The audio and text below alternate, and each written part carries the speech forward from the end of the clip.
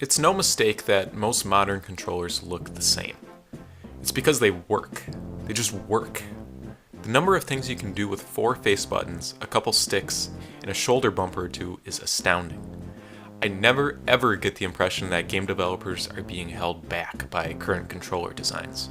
But the danger we should try to avoid is labeling modern controller design as perfect, or as an endpoint. Just because they work, and work well, or because they haven't changed very much in over a decade, doesn't mean they're the last word on game controls. Maybe a different control situation entirely would open up a whole other world of enjoyment. Here's the thing though, people keep trying and nobody seems to be able to figure it out. Nintendo are extremely guilty of this. Even when their weird systems are working completely as intended, the results are often unsatisfactory. Skyward Sword was supposed to prove that the Wii's jump into the world of motion controls was justified, and it failed miserably. So, if Skyward Sword is what it looks like when Nintendo are achieving their goals, a game like Phantom Hourglass is an example of what happens when they're not. So, get this. Every single thing you do in the game is controlled by the stylus. This is bad. This control scheme does 2 things. It simplifies the controls, and it makes them more ambiguous. For example, combat. To attack an enemy, you poke them. If you poke an enemy, they die. If they don't die, you poke them again. This is much more simplistic than combat in a game like Skyward Sword, or even Ocarina of Time. That said, it's also more difficult because it is so limited.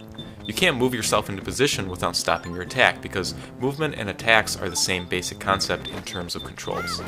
This is where the ambiguity comes in. That's part of the joy of a modern video game controller. Actions are tied to buttons. Buttons only really have 2 states, pressed or not pressed. This eliminates ambiguity. This is good for the player because it means that they know the thing they are trying to do will happen when they perform the designated action. If they want to jump, and jump is X, they can press X to jump. The end result here is that it's hard to feel cool playing Phantom Hourglass. In all of the mainline Zelda games from Ocarina of Time until now, combat felt great. In Phantom Hourglass, you're tapping frantically on a monkey man until he dies. It doesn't feel like something you could get better at, or something you can do better than someone else. The other area where this pops up is the sailing. As much as I maligned the Wind Waker for being empty and for the sailing being boring, it did capture a certain nautical charm that, at times, made you feel like you were really exploring the high seas at your leisure. In Phantom Hourglass, you simply trace a route on a map and your boat follows that route. Your destination is clearly highlighted for you. It is your job just to draw a line to it. This effectively removes much of the joy of sailing in a game where you get places by sailing. This also leads to a good old problem cascade. See, when they took away control of your boat, they made sailing super duper boring. You're just following a line. So they needed to give you stuff to do while you watch your little boat icon trace its way along the line. So they put enemies in the ocean that you have to fight. But the enemies aren't threatening. And because you're still just tapping on them to kill them, there's nothing interesting about the ship combat either.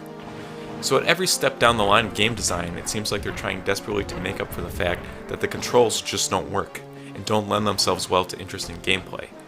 And each step seems to cause another problem at the next level.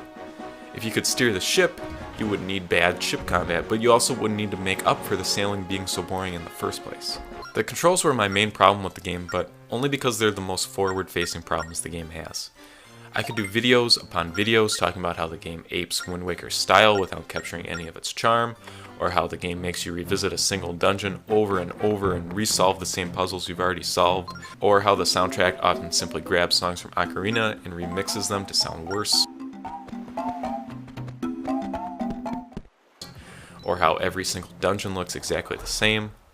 But I'm limited to 5 minutes, so I'll just say this game is a complete chore from start to finish. And further evidence that the Zelda series is lauded in spite of how these games work and operate and the structure and the formula, not because of these things.